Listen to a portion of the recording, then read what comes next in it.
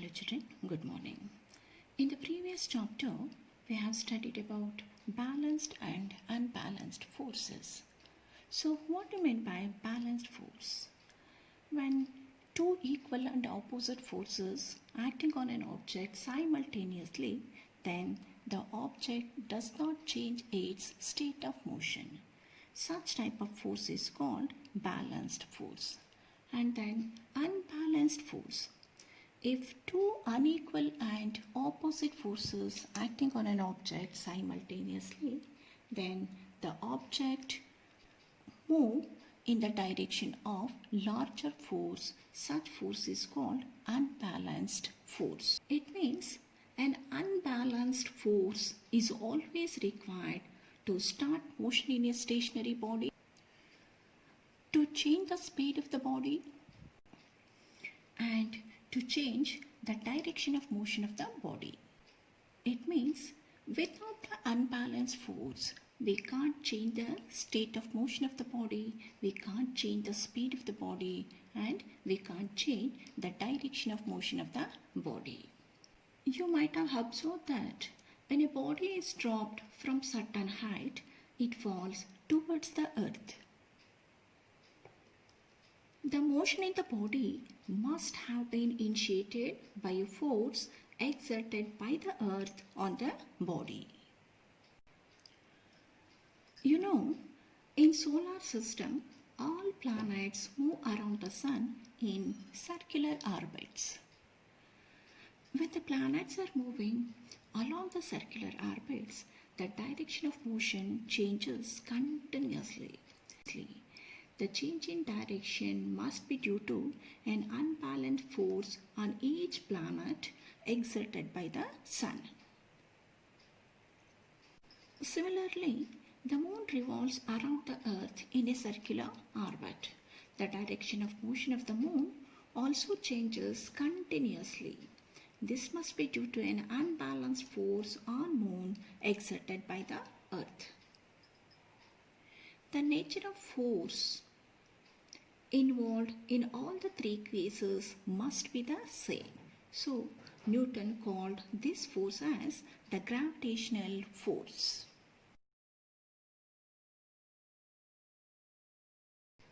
In today's class, let us study about gravitational force, Newton's law of gravitation, and gravitational constant. Now, let us know about gravitation. Newton was sitting under an apple tree when an apple fell on him. He thought that the apple fell due to downward pull of earth on the apple. And you know, when a body is thrown up, it reaches a certain height and then falls down. The continuous downward pull of the earth on the body decreases its velocity in the upward direction to 0 at some height. The body cannot rise further, therefore this is the maximum height. The same downward pull of the earth on the body makes it fall downwards from the maximum height. Next, consider a stone tied to one end of the string and rotate it. The stone moves in a circular path with a constant speed. When the stone is moving along the circular path, its direction of motion changes continuously. The change in direction of motion involves change in velocity or acceleration of the stone. The external force that causes this acceleration and keeps the stone moving uniformly along the circular path is acting along the radius towards the center of the circular path. This force is called centripetal force. You know, the tangent drawn at any point on the circular path shows the direction of the object at that point along the circular path. So, if we release the string, the stone flies along the tangent to the circular path at that instant. Because The moment the string is released, the centripetal force is no longer provided. Based on this activity, we can perceive that the motion of moon around the earth, motion of planets around the sun are due to centripetal force provided by the force of attraction of the earth on the moon and the force of attraction of the sun on the planets. From these observations, Newton concluded that it is not only the earth which attracts an apple and the moon, it is not only the sun which attracts every planet, rather every object in the universe attracts every other object. This force of attraction is called the gravitational force, and this phenomena is called gravitation. Therefore, we can define the gravitation as the force of attraction between any two objects in the universe. And the phenomena is called gravitation. The force of gravitation is always the force of attraction. It is never repulsive. And the gravitational force of attraction between any two objects is always mutual. It means if the earth attracts an apple, the apple also attracts the earth towards it with an equal force. Newton gave a law related to gravitation. This law is called Newton's law of gravitation. It states that every object in the universe attracts every other object with a force which is directly proportional to the product of their masses and inversely proportional to the square of the distance between their centers. Next, let us know the mathematical expression of Newton's law of gravitation. Consider two objects A and B of masses m1 and m2 respectively. Let r be the distance between their centers. If F is the gravitational force of attraction between these objects, then according to Newton's law of gravitation, the force of attraction between two objects is directly proportional to the product of their masses.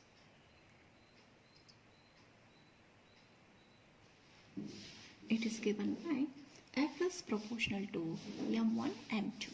Consider this as equation 1.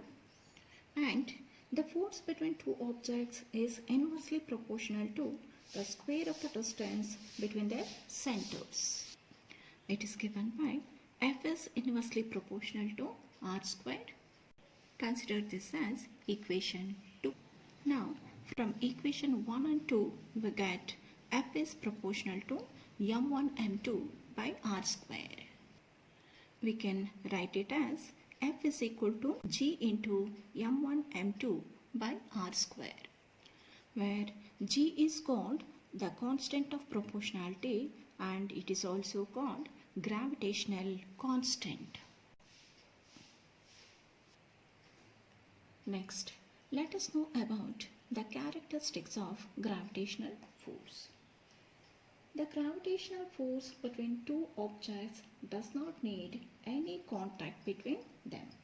It means the gravitational force is action at a distance. And the gravitational force between two bodies varies inversely proportional to the square of the distance between them. Hence, the gravitational force is called an inverse square force. And the gravitational forces between two objects form an action-reaction pair. It means if an object A attracts object B with a force F1 and the object B attracts object A with a force F2, then F1 is equal to minus F2. Here, the F1 and F2 are the two equal forces acting on each other but in opposite direction. And the gravitational force depends upon the masses of the bodies. Therefore, the gravitational force between two small bodies is small and the gravitational force between two large bodies is large.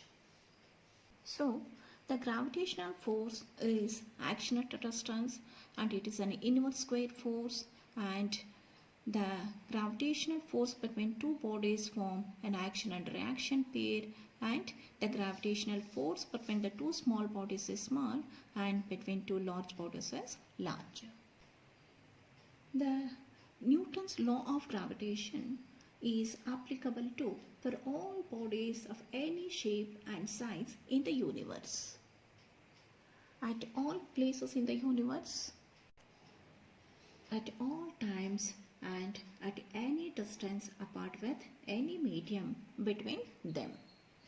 Since Newton's law of gravitation is applicable for all bodies of any shape and size at all places and at all times and at any distance apart with any medium between them, therefore Newton's law of gravitation is called universal law of gravitation. Next, let us know about gravitational constant. According to Newton's law of gravitation, we know F is equal to gm1 m2 by r square. Then we can write it as gm1 m2 is equal to fr square, and we can write g is equal to fr square by m1 m2. If m1 and m2 is equal to 1 kg and r is equal to 1 meter, then g is equal to f into 1 square by 1 into 1. Then g is equal to f. So when m1 and m2 is equal to 1 kg and r is equal to 1 meter, then g is equal to f distance. Therefore, the gravitational constant is equal to the gravitational force of attraction between two bodies of unit masses separated by a unit distance. Next is unit of gravitational constant. We know g is equal to fr square by m1 m2. We know the SI unit of the force is Newton and the SI unit of distance is meter. So the SI unit of force is Newton and the SI unit of distance is meter. So meter square, and the SI unit of mass is kg. Kg into kg. Therefore, the SI unit of gravitational constant is Newton meter square per kg square. The value of g is 6.67 into 10 to the power of minus 11 Newton meter square per kg square. The value of g does not depend upon masses of two bodies, distance between the two bodies, nature of medium separating the bodies, and shape and size of the bodies and nature of bodies. Therefore, gravitational constant is called universal gravitational constant. Next, let us know about the importance of universal law of gravitation. The gravitational force plays an important role in nature. The gravitational force of attraction of the earth is responsible for binding all terrestrial objects on the earth. And the gravitational force of the earth is responsible for holding the atmosphere around the earth. And the gravitational force is also responsible for the rainfall and snowfall on the earth. And the flow of water in rivers is also due to gravitational force of earth on water. And the moon and artificial satellites revolve around the earth due to gravitational force of the earth on the moon and satellites. And we stay on the earth due to the gravitational force between the earth and us. And in solar system, all the planets revolve around the sun due to the gravitational force between the sun and the planets. So these are the importance of universal law of gravitation.